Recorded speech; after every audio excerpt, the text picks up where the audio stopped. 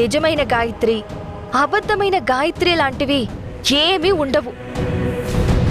ఉన్నది ఒకే ఒక్క గాయత్రి, అది నేనే. సరే సరే, ముందు వాళ్ళు బయటికి వెళ్తే చాలు, మిగతావి వాటంతట అవే అవుతాయి. నువ్వు నాకు ఎప్పటికప్పుడు అప్డేట్ చేస్తూ ఉండు. అలాగే మేడం, ష్యూర్.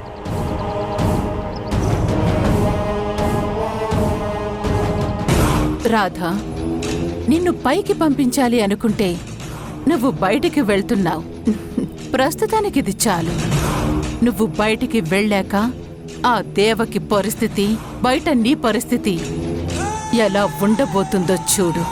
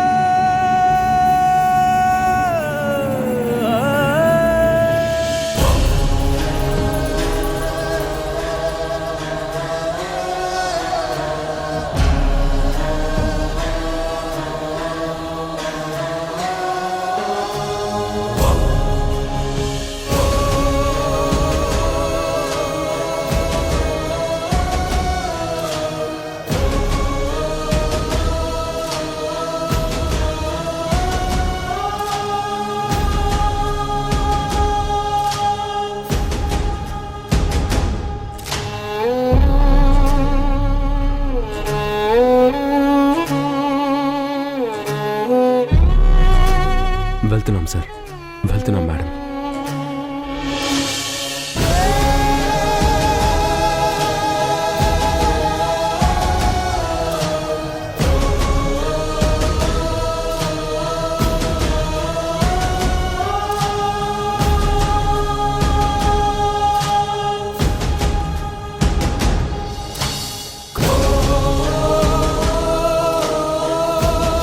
పాపం, ఏదో నిజమైన గాయత్రిని తీసుకొస్తాను అని శపథం చేసింది. ఇప్పుడు మూట ముళ్ళ సర్దుకొని బయటికి వెళ్తుంది.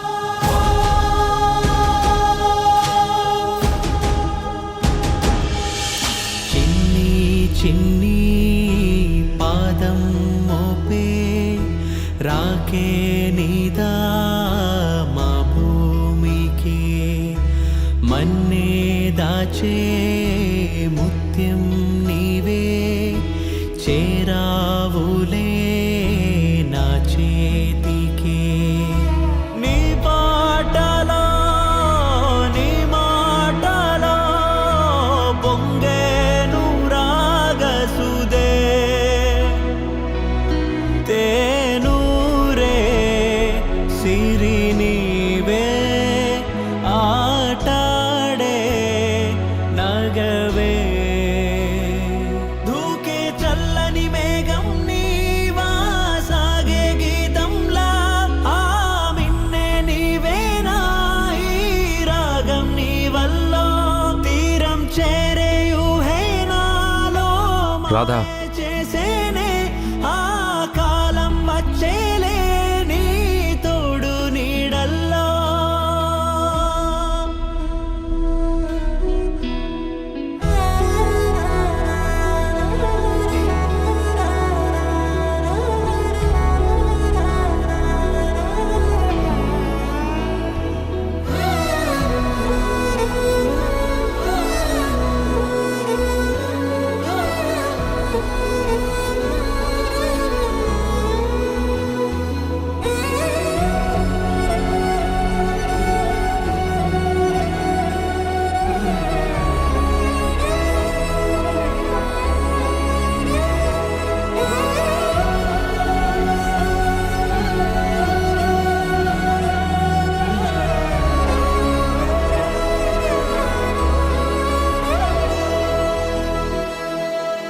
మనోహర్, ఆగండి.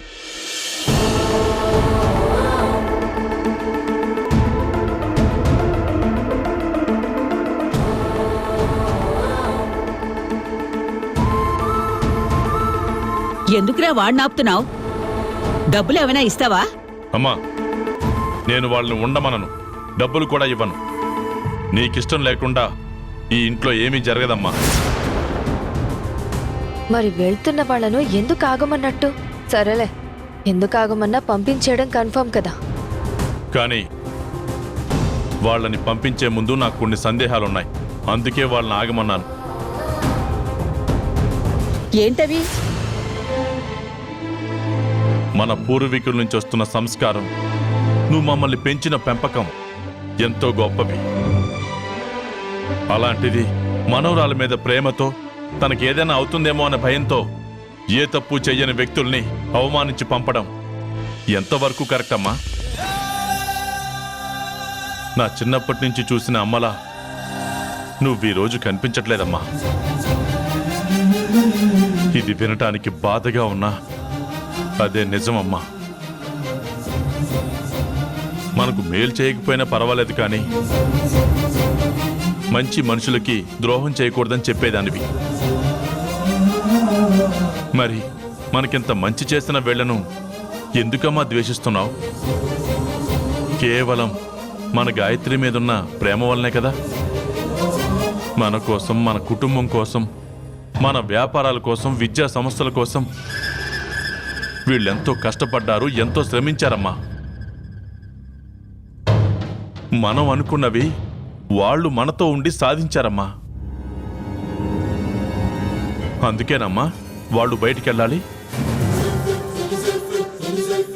ఎప్పుడూ లేంది నాన్నేంటి ఇలా మాట్లాడుతున్నాడు? వాళ్ళను పంపిస్తాను అంటూనే ఉండడానికి రీజన్స్ చెప్తున్నాడు. భ్రమరాంబ లాంటి శత్రువుల్ని ఎలా ఎదుర్కోవాలా అని మేము ఆలోచించే లోపు వీళ్ళు ప్రాణాలకు తెగించి బుద్ధి చెప్పొస్తున్నారమ్మా. అందుకేనా అమ్మా వీళ్ళు ఇక్కడ ఉండకూడదు?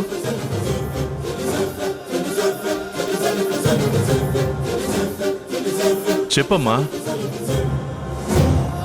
అమ్మా, ఒక్కటి మాత్రం నిజం, ఎవరు నమ్మినా నమ్మకపోయినా వీళ్ళు మన కోసం ఎన్నో త్యాగాలు చేశారని నేను దేవకి నమ్ముతున్నామమ్మా.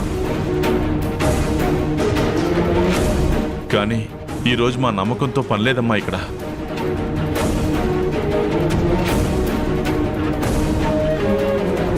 ఒక్కసారి దేవకిని చూడమ్మా. నీ మాటకి అడ్డు చెప్పలేక, నీ గౌరవానికి భంగం కలిగించలేక, నీ పెద్దరికానికి తల వంచుతూ మౌనంగా ఉండిపోయిందమ్మా. మన గాయత్రి కన్నా ముందు రాధ మన ఇంటికి రావడం వలన, తనలో గాయత్రిని చూసుకోవడం వలన రాధ కూడా అంతే ప్రేమ ఆప్యాయతల్ని పంచడం వలన వాళ్ళిద్దరి మధ్య ఒక అనుబంధం ఏర్పడింది. ఈ రోజు ఆ బంధం తెగిపోతుంది అంటే తను తట్టుకోలేకపోతుంది. దేవకి మనసు ఎంత సున్నితమైందో నీకు తెలుసు కదమ్మా. రాధ ఈ ఇంటి నుంచి వెళ్ళిపోతే ఈ మనసు తట్టుకోలేదమ్మా. తను మనల్ని వదిలి వెళ్ళిపోతుంది, ప్రాణాలతో ఉండదమ్మా.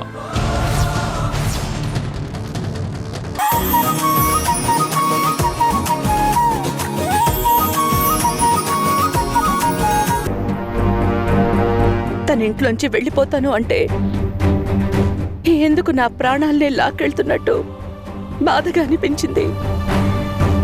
తన మంచితనం నన్నింతలా ఇష్టపడేలా చేసిందా? తను నా కుటుంబం కోసం చేస్తున్న త్యాగాలకు నా మనసు చెల్లిస్తోందా?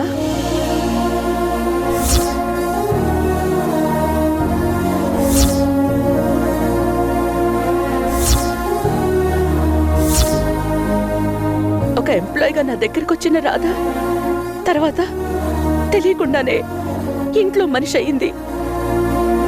అందుకోసమే నాకిలా అనిపిస్తోందా?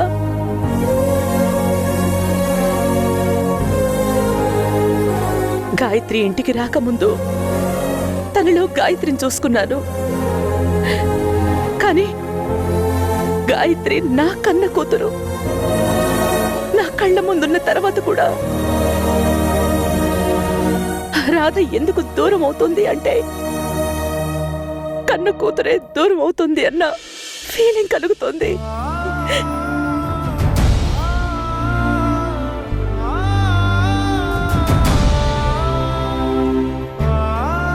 గాయత్రి నా పక్కనే ఉంది కదా, మరి రాధ మీద ఎందుకంత ప్రేమ ఇష్టం పెరుగుతున్నాయి?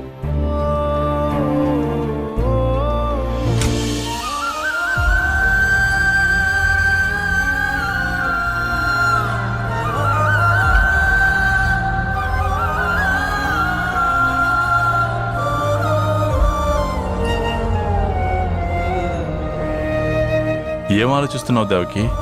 రాధ గురించేనా? రాధ మన ఇంట్లోనే ఉందిగా, ఇంకెందుకు ఈ ఆలోచన? నా ఆలోచన అది కాదండి. రాధ మన ఇంటి నుంచి వెళ్ళిపోతాను అనగానే నా మనసెందుకు తల్లడిల్లిందో నాకు అర్థం కావట్లేదండి. ఏదో ఏదో నా సొంతమైన వాళ్ళు నా నుంచి దూరం అవుతున్నారన్న ఫీలింగ్ వచ్చిందండి. ఎందుకు ఇలా జరుగుతోందో నాకేం అర్థం కావట్లేదండి. దీంట్లో అర్థం కాకపోవడానికి ఏముంది దేవకి? రాధ మన గాయత్రి కన్నా ముందు మన ఇంటికి వచ్చింది. దాంతో నువ్వు రాధలో గాయత్రిని చూసుకున్నావు. గాయత్రి వచ్చాక రాధ మీద పెంచుకున్న ప్రేమని తగ్గించుకోలేకపోతున్నావు, అంతే. అది కాదండి, కన్న కూతురు ప్రమాదంలో ఉంటే నా అడుగులు అడ్డు పడకుండా గాయత్రిని దాటుకుని రాధని కాపాడడానికి వెళ్ళింది. ఆ క్షణంలో నా మనసు, నా శరీరం రాధనే కాపాడుకోమని చెప్పాయి. అది తప్పు కదండి. ఎవరైనా రక్త సంబంధాన్ని కాపాడుకుంటారు, కానీ మరి నేనెందుకిలా చేయలేకపోయానండి? పాప అత్తయ్య గారు అందుకేగా అంత సీరియస్ అయ్యారు. దేవకి, అమ్మ గురించి తెలిసిందే కదా, వదిలేయ్.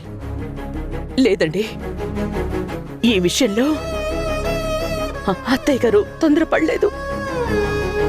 ఆవిడ కరెక్ట్ గానే చెప్పారు. నేనే ఎందుకలా చేశానో నాకేం అర్థం కావట్లేదండి. ఇందులో అర్థం కాకపోవడానికి ఏముంది దేవకి? ఒక్కసారి నీ మనసుకి ఎవరైనా దగ్గరైతే జీవితాంతం నీ మనసులో అలా ఉండిపోతారు. ఇక దీని గురించి ఎక్కువగా ఆలోచించుకో. ఈ గొడవలో పడి ఉపవాసాన్ని కూడా వదలలేదు. ముందు అలా కూర్చో.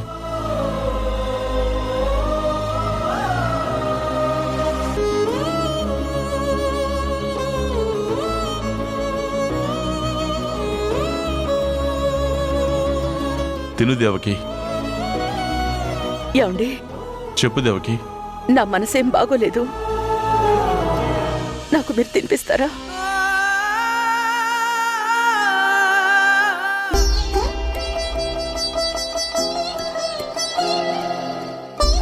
అలాగే దేవకి, నీకు భోజనం తినిపిస్తే నాకు ఆనందమే.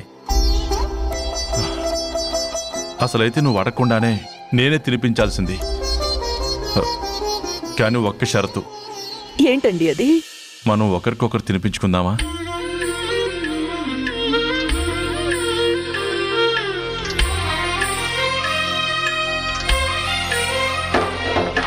సమయానికి తగు సేవలు చేయని నీ శ్రీవారిని,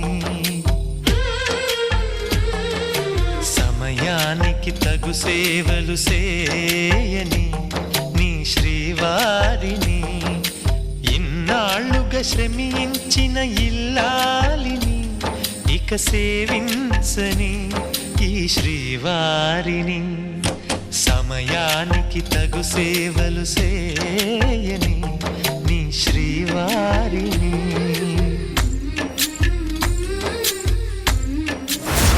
ఈ సత్య ఏంటి ఇంకా కాల్ చేయడం లేదు?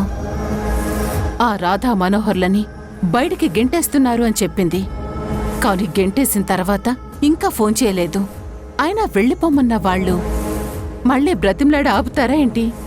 బయటికి గెంటేసే ఉంటారు. రాధని బయటికి గెంటేశారా? మనం అనుకున్న ప్లాన్ వర్కౌట్ అయిందా? అబ్బా, వాళ్ళు వెళ్తున్న వీడియో తీయాల్సింది. మాడిపోయిన రాధమోహన్ చూసేదాన్ని. ఇంకాపండి మేడం, మనం అనుకున్నట్టు ఇక్కడ ఏమీ జరగలేదు.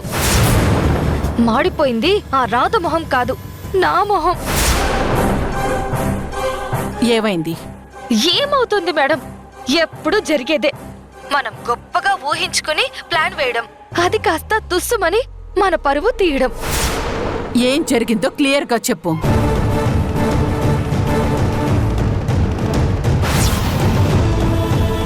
మన వ్యాపారాల కోసం, విద్యా సంస్థల కోసం వీళ్ళెంతో కష్టపడ్డారు, ఎంతో శ్రమించారమ్మా.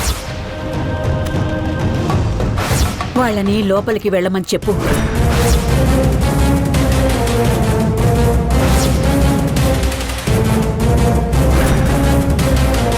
ఇది మేడం జరిగింది.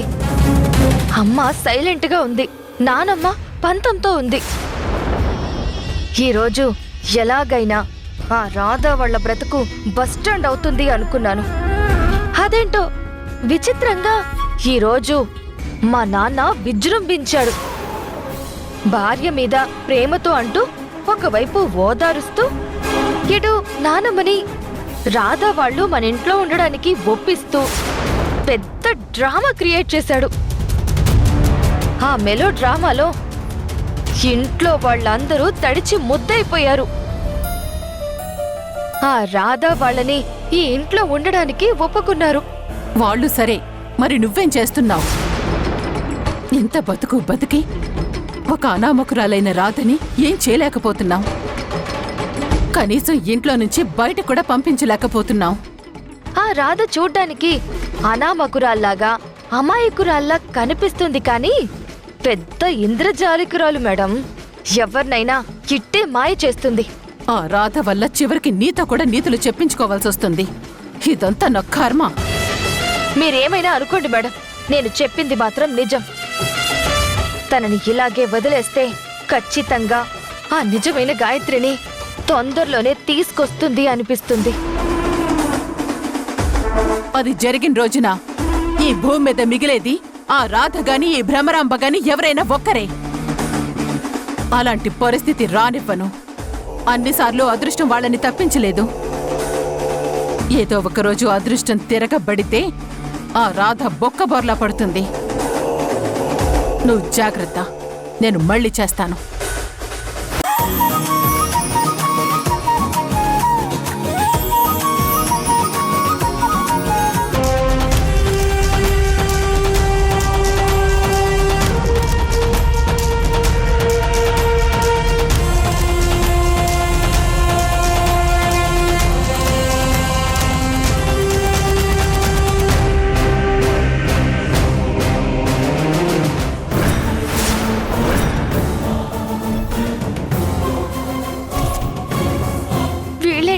భ్రమరాంబ మనిషి దగ్గరకు వచ్చారు. గాయత్రికి ఇతనికి ఏమైనా సంబంధం ఉందా? గాయత్రి గురించి ఇతనికి ఏమైనా తెలుసుంటుందా? ఏంటి ఇద్దరు నన్ను చుట్టుముట్టారు?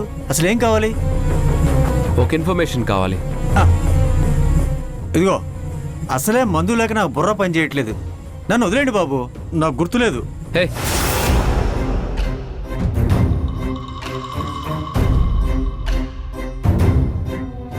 ముందు మాకు కావాల్సింది చెప్పు, అప్పుడు వదిలేస్తాం. అసలేం కావాలి మీకు?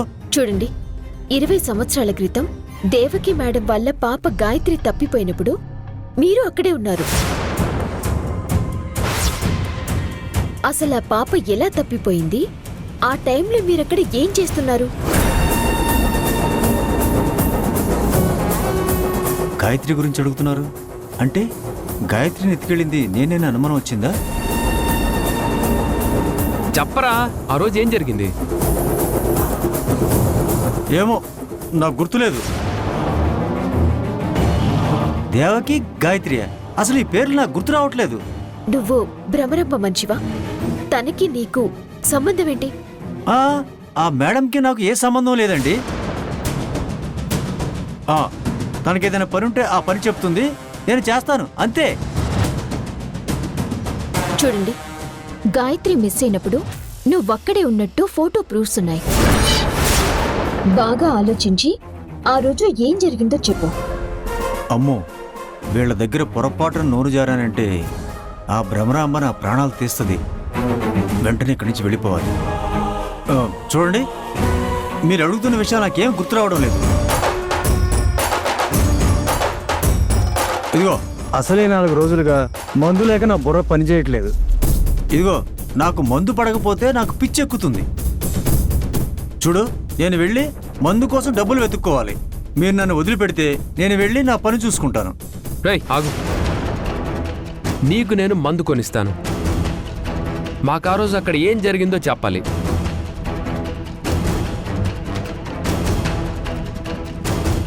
అయితే ముందు మందు ఇప్పించండి. అది తాగితే ఏమైనా గుర్తొస్తుందేమో ఆలోచిస్తాను. మనోహర్, ఇప్పుడు మందిప్పిస్తే తాగి పడిపోతాడు. ఏం కాదు, నువ్వు ఉండు. మనోహర్,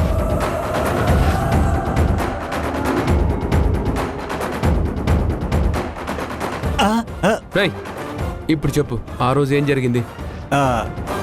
తాగి చెప్తాను. తీసుకో. బంగారు తల్లి.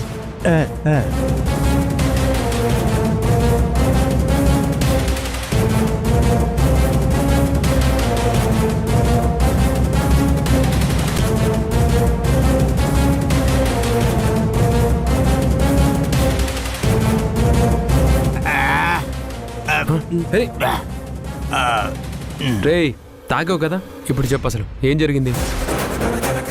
నిన్నే అడుగుతుంది, చెప్పు. ఆ రోజు చెప్పు. ఆ రోజు చెప్పరా. చెప్పు.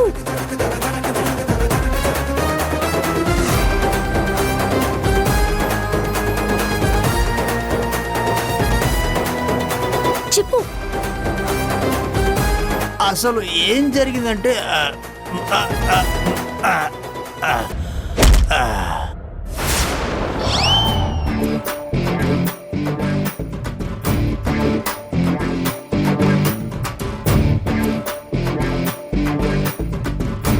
చెప్తే విన్నావా మనోహర్?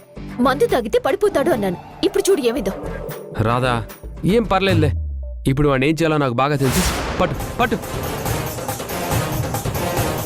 పట్టుకో రా.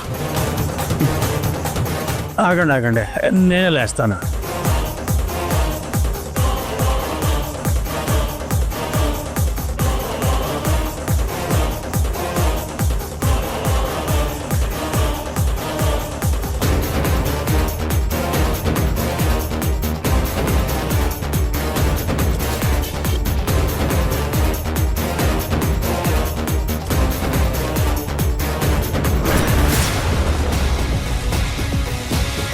ఎక్కడికి తీసుకెళ్తున్నారు?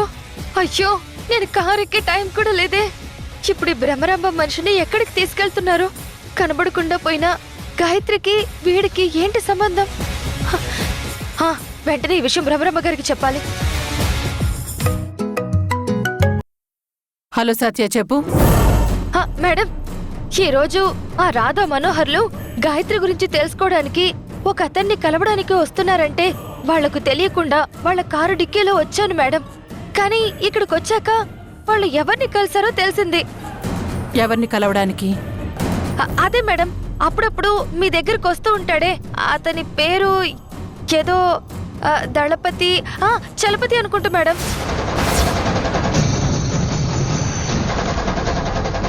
ఏంటి, రాధా వాళ్ళని చలపతి కలిశాడా? అవును మేడం. ఏం మాట్లాడారు? ఎందుకు కలిశారు? తెలియదు మేడం.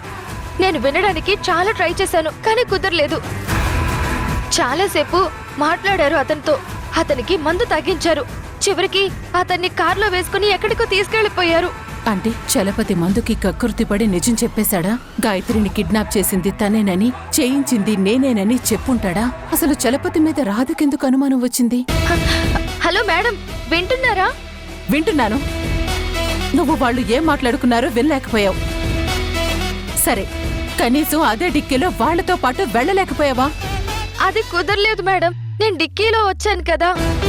ఏ ఒక్క పని సరిగ్గా చెయ్యో, అన్ని సగం సగం పనులు. ఇలా అయితే ఎలా? Hello madam, hello hello.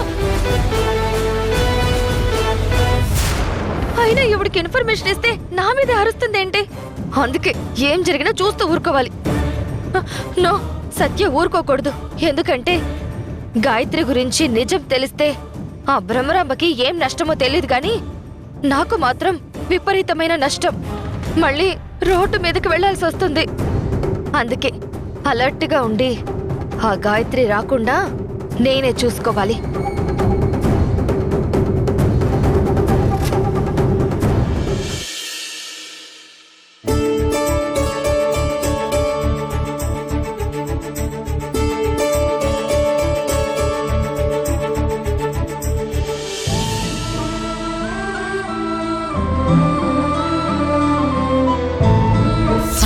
మన ఇంట్లో అడుగు పెట్టినప్పటి నుంచి మనకేదో మంచి జరుగుతుందని అనుకుంటున్నామే గాని చెడే ఎక్కువ జరుగుతుంది. ఈ రాధ వచ్చినప్పటి నుంచి ఈ ఇంటికి దరిద్రం పట్టుకుందిరా. అత్తయ్య గారు, కాఫీ తీసుకోండి. నువ్వు తెచ్చావేంటి దేవకి? మాధవి ఎక్కడికి వెళ్ళింది? అదేంటి అత్తయ్య గారు, నేను మీకు కాఫీ ఇవ్వకూడదా? అలా కాదు దేవకి, నీ పనులు నీకుంటాయి కదా అని అన్నాను. ఈ ఇంటి పనులన్నీ మాధవి చూసుకుంటుంది కదా.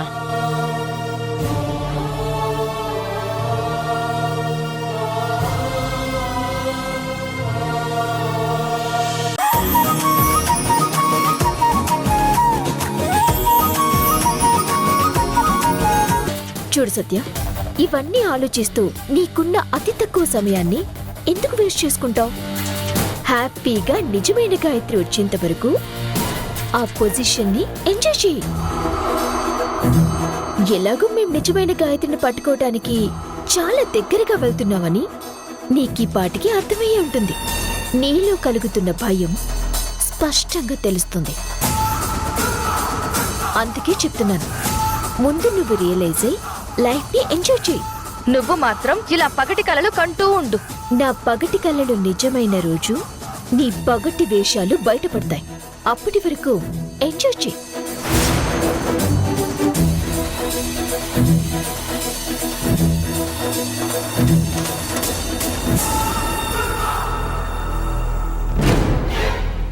ఈ రాధ కాన్ఫిడెంట్ చూస్తూ ఉంటే త్వరలోనే గాయత్రిని కనిపెట్టేలా ఉంది.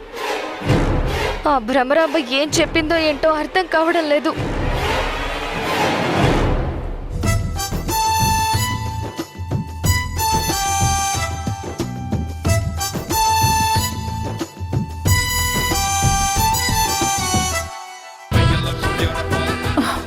అమ్మో, అబ్బా నాకేమో ఆకలేస్తోంది. వీళ్ళేమో ఇంకా రావటం లేదు. వీళ్ళెప్పుడు రావాలి, ఎప్పుడు తినాలి? అప్పటి వరకు నా పరిస్థితి ఏంటో? ఏంటి నా బతుకు? అన్నీ పండేసి అందరికి వడ్డిస్తే తప్ప నాకు తిండి తినే యోగం లేదు. పోనీ వాళ్ళు వచ్చే వరకు భోజనం చేద్దామంటే ముసల్దొచ్చి చూసిందంటే నేను చచ్చే వరకు తిడుతూనే ఉంటుంది. అది డేంజరే. అందుకే వాళ్ళు వచ్చేలోపు ఒక అరడజను అరటి పళ్ళు తినేస్తాను. అంటే భోజనానికి ఒక అరగంట లేట్ అయినా పర్వాలేదు.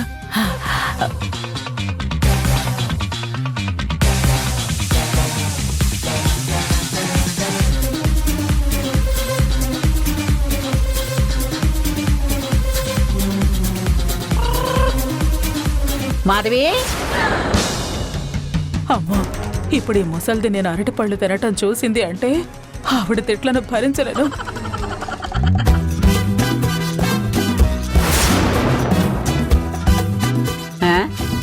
వంటలన్నీ సిద్ధమయ్యాయా? అందర్నీ భోజనానికి పిలిచావా లేదా?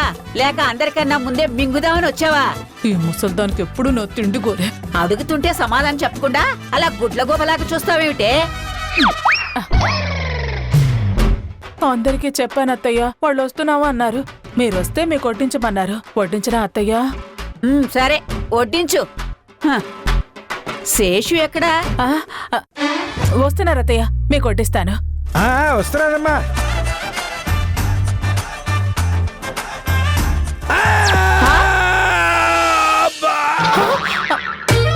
అయ్యో శేషు, ఒరే శేషు, ఏమైందిరా? అయ్యో అయ్యో, ఏమైందిరా శేషు, పట్టుకోరా, పట్టుకోరా. ఏమైందన్నా మెల్లగా, మెల్లగా లే, నాన్న. అయ్యో, మెల్లగా, మెల్లగా. ఏమండి? జాగ్రత్త తీసుకురండి. అయ్యో, మెల్లగా, మెల్లగా. జాగ్రత్త. కూర్చోండి. నెమ్మదిగా, నెమ్మదిగా కూర్చోరా. నెమ్మది. అయ్యో, అయ్యయ్యో, ఎంత పని చేసావే? ఇదంతా నీ నిర్వాహకమేగా. 10 నిమిషాలు ఆకలికి తట్టుకుంటే చచ్చిపోతావా? తింటే తిన్నావు, తొక్కని తీసుకెళ్లి చెత్తబొట్లో వేయకుండా అక్కడెందుకు పాడేశావే? అంటే మీరు వస్తున్నారన్న కంగారులో మీరు చూస్తే తిడతారని. అంటే నీ కంటికి నేను ఎలా కనపడుతున్నాను?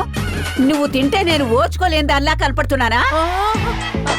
మతి లేని పనులు చేసుకుంటూ రోజుకు 10 సార్లు తింటున్నా కూడా ఏమీ అనకుండా ఉంటున్నానని, అనవసరంగా నిన్ను తిడతానని నిందలు వేస్తున్నావా? అమ్మా వదిలేయమ్మా, నేనే చూసుకోలేదంటున్నాను కదా. అబ్బా, అందుకే రా, నువ్వు ఇలా వెనకేసుకు రాబట్టే ఈ రోజు నీ కాలు విరిగింది. ఇలాగే వదిలేస్తే ఏదో ఒక రోజు అన్నంలో ఎలకల మందు పెట్టి అందరినీ చంపి పారేస్తుంది.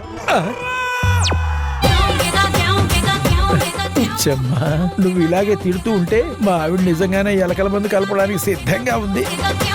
అమ్మా నాన్న, నొప్పి ఎక్కువగా ఉంది. నువ్వు ఇలా మాధవని తిట్టడమేనా? డాక్టర్ని పిలిపిస్తావా? ఒరే, మీ నాన్నకి కాలు నొప్పి ఎక్కువ అవుతుందంటే డాక్టర్కి ఫోన్ చేయరా. అయ్యో దేవుడా, ఓర్చుకోరా. అయ్యో, జాగ్రత్తండి.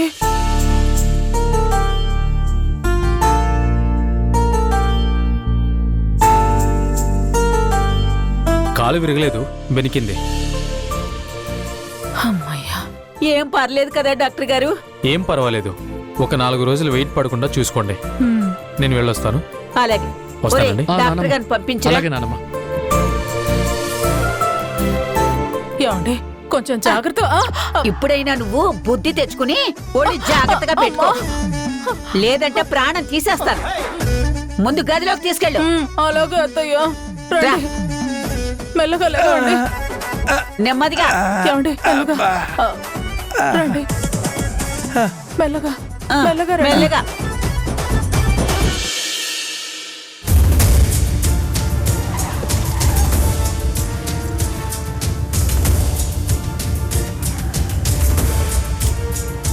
మనోహర్, ముందే చెప్తున్నాను, వాడు కనిపించగానే మందు బాటిల్ ఇవ్వద్దు.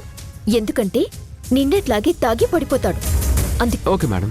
అంత వెటకారం అవసరం లేదు. ఈ రోజు ఎలాగైనా సరే అతనితో మాట్లాడి ఆ రోజు ఏం జరిగిందో తెలుసుకుని ఆపరేషన్ గాయత్రిని నెక్స్ట్ లెవెల్కి తీసుకువెళ్ళాలి. అందుకే చెప్తున్నాను, అతను మందుంటే చాలు అనుకునే మనిషిలా ఉన్నాడు. అతనికి మందు ఆశ చూపించి అతనితో నిజం చెప్పించాలి. లేదంటే నిన్న చూసావు కదా, తాగి ఎలా పడిపోయాడు. వాడు అలా పడిపోతాడని నాకు మాత్రం ఏం తెలుసు? ఇంతకుముందు నాకేమైనా మందు తాగిన అనుభవం ఉందా? లేకపోతే మందు తాగే ఫ్రెండ్స్ నాకెవరన్నా ఉన్నారా? దీనికి అంత అవసరం లేదు. కొంచెం బుర్ర ఉపయోగిస్తే చాలు. ఓకే, పద. పట్టుకో.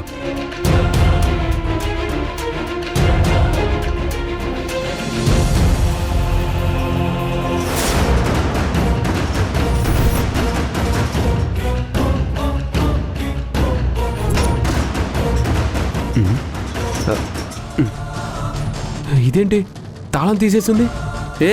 ఏం కాదు ఉంటాడు. పద పద రా.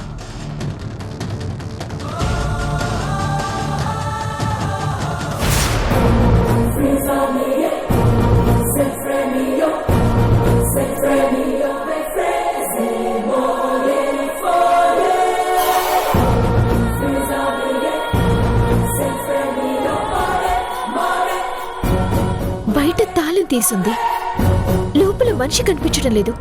ఏం జరిగింది? నేను కూడా నీతో పాటే వచ్చాను కదా, నాకు మాత్రం ఏం తెలుసు? అందుకే చెప్పాను, కాళ్ళు చేతులు కట్టేద్దామని. నువ్వు నా మాట వినలేదు.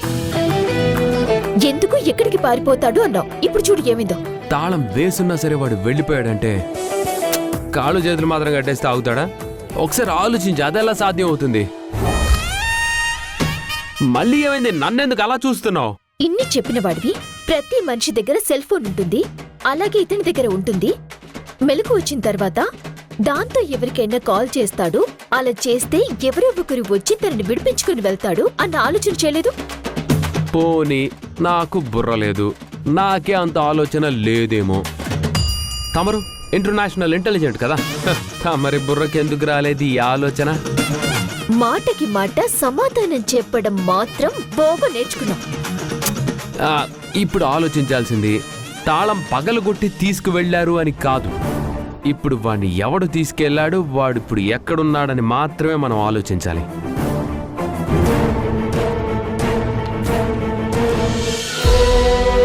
మళ్ళీ మొదటికొచ్చింది మన పరిస్థితి.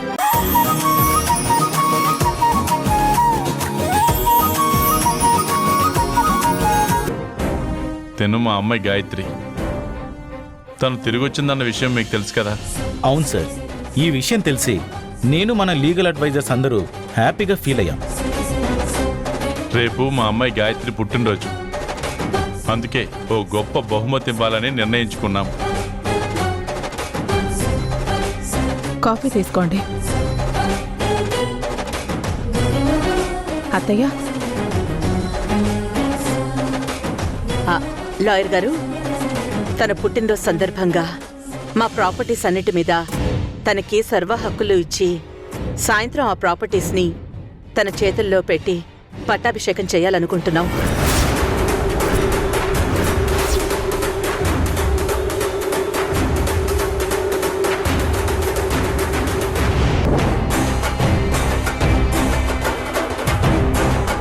చాలా సంతోషం మేడం.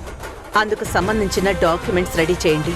లీగల్గా ఎలాంటి ఇష్యూస్ రాకుండా ఏర్పాటు చేయండి. అలాగే మేడం, తప్పకుండా చేస్తాను. ఇన్ని రోజులుగా మీరు చూసిన ఎదురుచూపులన్నీ ఫలించాయి మేడం. మీరు గాయత్రి గారి పేరు మీద ట్రస్ట్ మొదలుపెట్టినప్పుడు 20 సంవత్సరంలోపు అసలైన వారసురాలు రాకపోతే ఈ ట్రస్ట్ డిజాల్వ్ అవుతుందని ఎంతమంది హెచ్చరించినా మీ అమ్మాయి తిరిగొస్తుందన్న నమ్మకంతో ఈ ట్రస్ట్ మొదలుపెట్టి ఈ 20 సంవత్సరాలలో ఎంతోమంది చిన్నారులను, ఎంతోమంది అభాగ్యులను హక్కును చేర్చుకున్నారు. ఎంతో మంచి భవిష్యత్తు అందించారు. అలాంటి ట్రస్ట్ ఈ సంవత్సరం గాయత్రి తిరిగి రాకపోతే ఎక్కడ డిజాల్వ్ అవుతుందోనని నేను చాలా కంగారు పడ్డాను. కానీ ఆ దేవుడి దయ వల్ల మీ అమ్మాయి తిరిగి రావడం, అన్ని బాధ్యతలు తనకి అప్పగించడం, నేను దానిలో ఒక సభ్యుణ్ణి కావటం చాలా సంతోషంగా ఉంది మేడం. అంటే 20 సంవత్సరాల లోపు గాయత్రి రాకపోతే ఈ ట్రస్ట్ ఉండదు. అంటే ఇప్పుడు సత్య నిజ స్వరూపాన్ని బయటపెట్టడానికి కాకుండా ఈ ట్రస్ట్ని కాపాడుకోవాలి అన్నా నిజమైన గాయత్రిని కనిపెట్టి తీసుకురావాలి. ట్రస్ట్ పోయిన తర్వాత నేను నిజమైన గాయత్రిని తీసుకొచ్చినా మేడం వాళ్ళు ప్రాణం కన్నా ఎక్కువగా చూసుకుంటున్న ట్రస్ట్ డిసాల్వ్ అయిపోతుందన్నమాట. అలా జరగనివ్వకూడదు. ఆ దేవుడి దయ మా అదృష్టం లాయర్ గారు. సరైన సమయానికి మా అమ్మాయి తిరిగొచ్చింది. మేడం, అసలు 20 సంవత్సరాలలో ట్రస్ట్ డిసాల్వ్ కావడం ఏంటి మేడం? నేను చెప్తాను రాధా గారు. ఈ ట్రస్ట్ మొదలుపెట్టి 20 సంవత్సరాలు అవుతుంది. ఈ ట్రస్ట్ మొదలుపెట్టినప్పుడు ట్రస్టీగా మేడం, సారు ఉన్నారు. కానీ మన కంపెనీ నిబంధన ప్రకారం ట్రస్ట్లో ఎలాంటి అవకతవకలు జరగకుండా ఉండాలి అంటే ప్రతి 10 సంవత్సరాలకు ఒకసారి ట్రస్టీ మారాలి. అందుకే మొదటి 10 సంవత్సరాలు దేవకి మేడం, ఇప్పుడు వాసుదేవ్ సారు ఉన్నారు. కానీ సార్ గడువు ఈ సంవత్సరంతో పూర్తవుతుంది. తరువాత 2 సంవత్సరాలు ట్రస్ట్లో ఎలాంటి కార్యక్రమాలు జరగకుండా ఉంటాయి. బోర్డు మాత్రం యాక్టివ్గా ఉంటుంది. కానీ 3వ సంవత్సరంలోపు వారసుడు గాని వారసురాలు గాని రాకపోతే ట్రస్ట్ డిజాల్వ్ చేయాల్సి వస్తుంది. ఇప్పుడు వారసురాలు తిరిగి వచ్చింది కాబట్టి ఇక వారసుని వెతకాల్సిన పనే లేదు. వారసుని వెతకాల్సిన పని పెట్టుకోవడం ఏంటి? అంటే ఈ ఇంటికి సంబంధించిన ఏదైనా రక్త సంబంధం ఉందా? ఉంటే వాళ్ళు ఏవైనట్టు వెతకాల్సిన అవసరం ఏంటి? వారసుడా? వారసుడేంటి? అసలు ఈ కొత్త క్యారెక్టర్ ఎవరు? లాయర్ గారు, ఆ వారసుడెవరు? అతను ఎందుకు దూరంగా ఉన్నాడు? అతనికి ఈ కుటుంబానికి సంబంధం ఏంటి? లాయర్ గారు, మీరెళ్ళి పట్టాభిషేకానికి డాక్యుమెంట్స్ ప్రిపేర్ చేయండి. అలాగే మేడం, నేను వెళ్ళి డాక్యుమెంట్స్తో వస్తాను. అలాగే. వస్తానండి. మంచిది. మేడం రాధా, గాయత్రి బర్త్డేకి సంబంధించిన ఏర్పాట్లన్నీ రెడీ అయ్యాయా? మేడంకి ఈ విషయం డిస్కస్ చేయడం ఇష్టం లేనట్టుంది. ఇన్విటేషన్స్ అయిపోయాయి మేడం, అందరికీ ఇచ్చాం. ఒక వీఐపీకి ఇన్విటేషన్ ఇవ్వాలి. నేనే దగ్గరుండి ఇన్వైట్ చేస్తాను.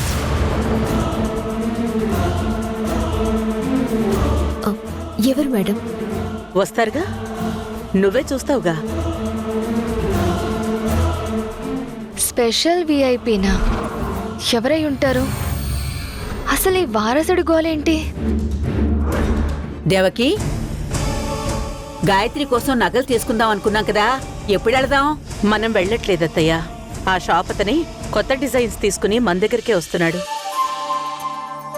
మనమందరం మంచివి సెలెక్ట్ చేసుకుందాం. బంగారు నగలు కొని ఒంటి నిండా బంగారంతో అలంకరిద్దాం. మనోహర్, వచ్చే గెస్టులకి ఎలాంటి లోటు రాకుండా చూసుకో. ఎలాగూ ఫంక్షన్ ఇక్కడే చేస్తున్నాం కాబట్టి మన ఎంప్లాయీస్ ని కూడా ఇన్వైట్ చేయండి. అలాగే సార్, తప్పకుండా. అదంతా నేను చూసుకుంటాను. పద.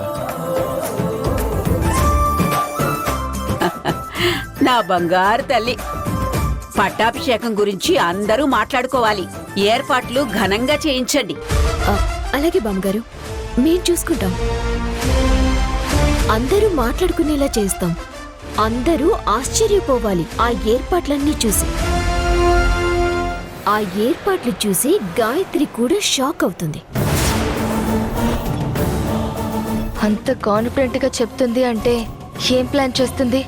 వెళ్ళి ఆ రాధని రెచ్చగొట్టి ప్లాన్ ఏంటో తెలుసుకోవాలి. అలాగే అలాగే గాయత్రి, ముందు నీ పట్టాభిషేకం నగలు చూద్దాం రా.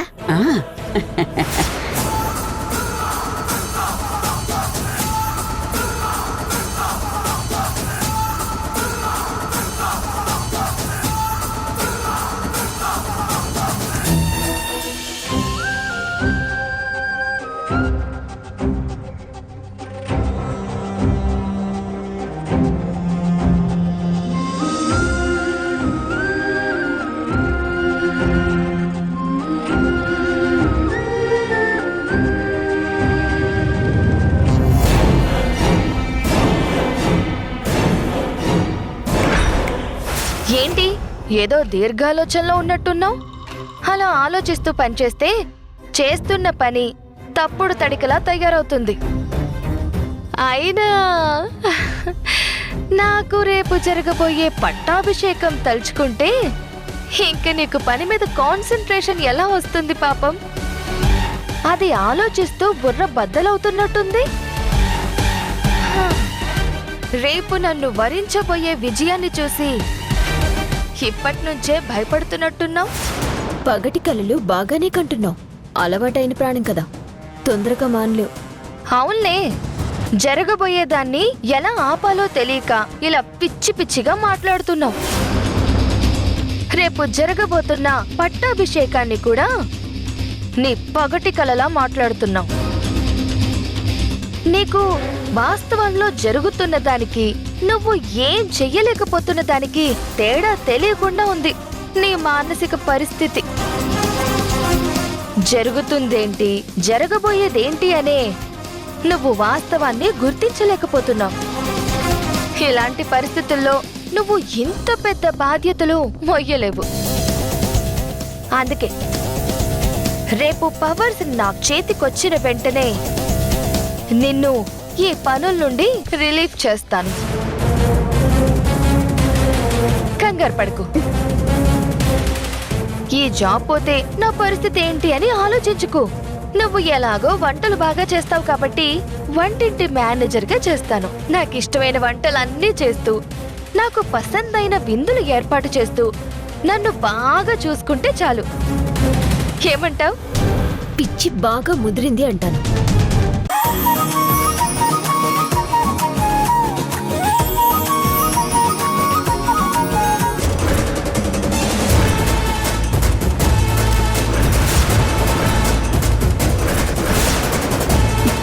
నేను మళ్ళీ చేస్తాను.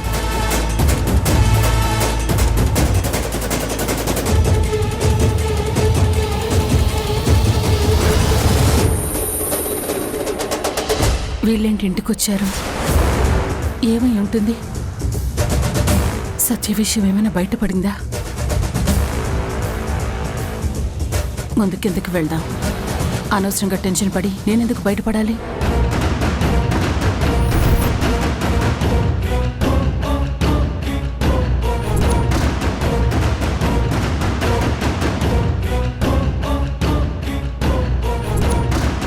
రండి, లోపలికి రండి.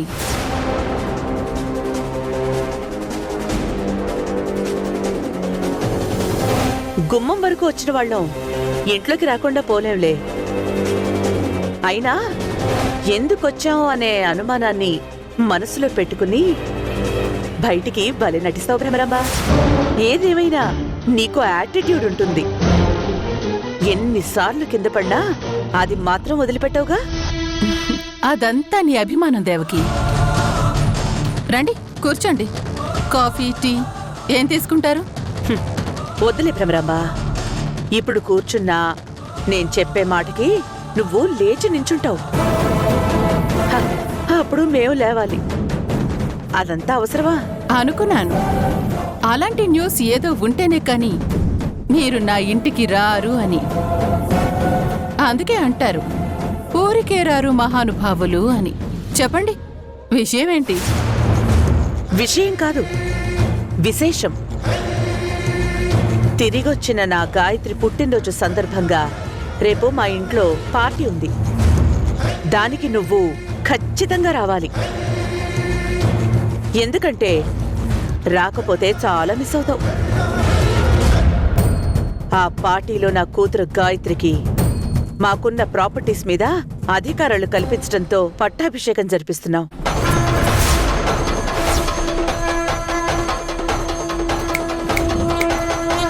ఏంటి, షాక్ అయ్యావా? నువ్వు అనుకున్నట్టు, ఓ సారీ, నువ్వు కలగన్నట్టు ఏదీ జరగలేదు కదా. నా కూతురు తిరిగి రాకూడదు అనుకున్నావు, వచ్చింది.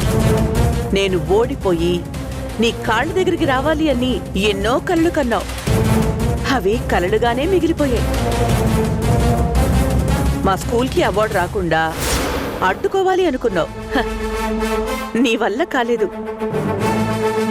నీ ఓటమికి నా గెలుపుకి గుర్తుగా రేపు జరగబోతున్న పట్టాభిషేకాన్ని కళ్ళారా చూసైనా సరే నీ మనసు మారుతుంది.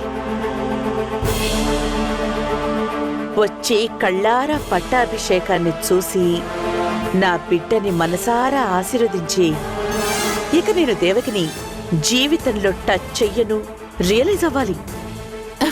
నేను అదే అనుకుంటున్నాను, అదే కోరుకుంటున్నాను. తిరిగి వచ్చిన నీ కూతురికి నీ ఆస్తులు అప్పగించి పట్టాభిషేకం చేసి లోకానికి నీ వారసురాలని ప్రకటించాలి. అప్పుడేగా నా కోరిక నెరవేరుతుంది. నేననుకున్నది సాధిస్తాను. నీకు నేను చెప్పిన విషయం విని పిచ్చి పట్టినట్టుంది. ఏదేదో వాగుతున్నావు. అయినా రేపు నా కూతురు ముందు పిచ్చి పిచ్చి ఎత్తులు వేయడానికి నా కూతురు నాలా సాఫ్ట్ కాదు, ఫైర్. నిన్ను నిలువున దహించి వేస్తుంది. వస్తాను. రేపొచ్చి నీ నిప్పుని చూస్తాను. దహించి వేస్తుందో నా కంటి చూపుకి చల్లారిపోతుందో. ఇంటికొచ్చి మరి ఆహ్వానించినందుకు చాలా థ్యాంక్స్ దేవకి. మొత్తానికి నువ్వనుకున్నది సాధించావు, నన్ను ఓడించావు. తెలివైందానివే, ఓటమిని ఒప్పుకున్నావు.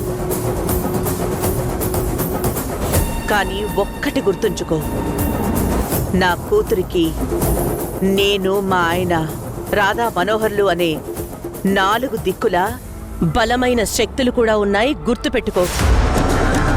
నువ్వు తప్పకుండా రావాలి. మరి వెళ్తున్నావు, చాలా పనులున్నాయి. పద.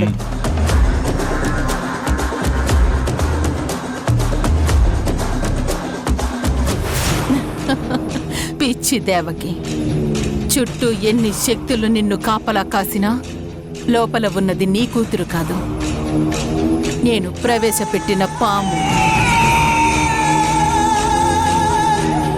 శరీరంలో ఉన్న క్యాన్సర్ మెల్లమెల్లగా శరీరాన్ని నాశనం చేసినట్టు నేను పంపించిన క్యాన్సర్ వల్ల నీ కుటుంబం నువ్వు అంతా నాశనమైపోతారు. ఈ రోజు నా ఓటమి, రేపు నా విజయానికి మొదటి మెట్టు. నేను చివరి మెట్టు ఎక్కి ఆకాశంలో ఉంటే నువ్వు అధఃపాతాళానికి చేరుకుంటావు.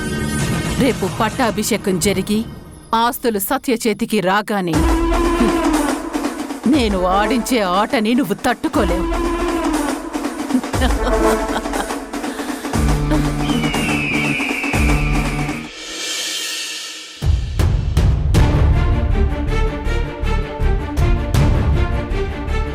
రేపేమో పట్టాభిషేకం. ఈ రాధ పరిస్థితి ఎలా ఉందో ఏంటో. కేవైసీ అప్డేట్ అంటేనే తను టెన్షన్ పడి నన్ను టెన్షన్ పెట్టింది. ఇప్పుడు రేపు ఏకంగా పట్టాభిషేకం అంటున్నారు. పైగా మళ్ళీ 2 కొత్త ఆలోచనలు. ఆ నగ సేట్కి అమ్మింది ఎవరు? అన్నిటికీ మించి రేపు సత్యాకి పట్టాభిషేకం జరిగితే నిజమైన గాయత్రికి అన్యాయం జరుగుతుంది. ఎక్కడ వెతకాలి, ఎలా వెతకాలి అని టెన్షన్ పడుతూ ఉంటుంది. ఇప్పుడు నేను వెళ్ళి ఎలా కూల్ చేయాలి? కానీ ఏదో ఒకటి చేసేస్తే ముందు రాధని కూల్ చేయాలి. లేదంటే ఈరోజు అంతా జాగారమే.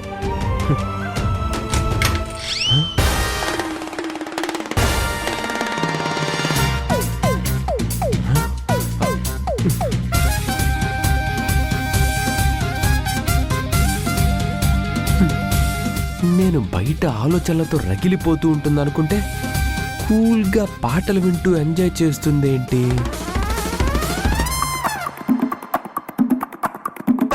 ఈ షాక్లన్నీ కలిసి మెంటల్ బ్యాలెన్స్ ఏం తప్పలేదు కదా.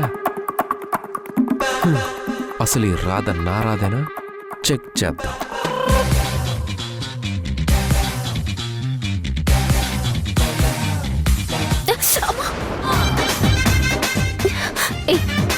ఏంటి మనోహర్, నీకు పిచ్చి పట్టిందా? ఎందుకు అలాగిల్లావు? అంటే నువ్వు ఇంత కూల్గా ఉండేసరికి అసలు నువ్వు రాధా కాదా అని డౌట్ వచ్చింది. అందుకే అలా గిల్లే. నించొని ఏమైనా కళ్ళు కంటున్నావా? నువ్వు నా ఎదురుగా నుంచొని నన్ను గిల్లి మళ్ళీ నువ్వు రాధవేనా అని అడుగుతున్నావేంటి? అంటే రేపు పట్టాభిషేకం కదా. అవును, కానీ నాకు కాదు కదా. రెడీ అవ్వాల్సింది సత్య. కానీ మనం సత్యకి పట్టాభిషేకం జరగకుండా ఆపాలి కదా. అవును, ఆపాలి, అది తెలుసు. మరి ఎలాంటి టెన్షన్ లేకుండా ఇలా కూల్గా పాటలు వింటూ ఎంజాయ్ చేస్తున్నావేంటి? ఏంటి మనోహర్, నువ్వు టెన్షన్ పడితేనేమో నువ్వు నాకు తెలిసిన రాధవి కావు, నువ్వు ఇలా టెన్షన్ పడకూడదు అంటావు. టెన్షన్ లేకుండా ఉంటే ఏంటి టెన్షన్ పడటం లేదు, ఎంజాయ్ చేస్తున్నావు అంటావు. అసలు నేను ఎలా ఉండాలో చెప్పు. నువ్వు టెన్షన్ పడకుండా ఇలా కూల్గా హ్యాపీగా ఉండడమే నాకు ఇష్టం.